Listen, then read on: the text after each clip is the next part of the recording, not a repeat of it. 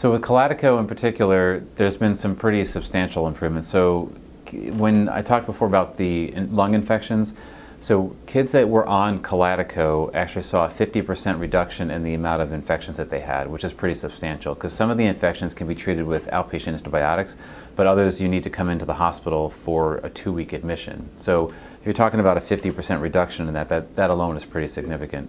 So that was one major one. The other major ones are there was an improvement in weight gain. So we mentioned before about how cystic fibrosis can cause poor weight gain. The other thing about weight gain is as weight gain goes up in kids, their lung function also goes up. So when you give kids Kalydeco, their weight and their lung function will increase both. So that was a big substantial improvement.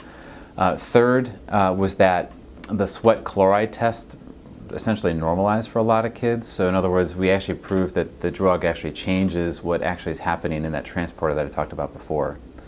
And then the fourth one was that there's a quality of life survey that we give kids that have CF, and the kids that were on Kalydeco had an improvement in the quality of life scores essentially that they were given to measure disease impact from cystic fibrosis.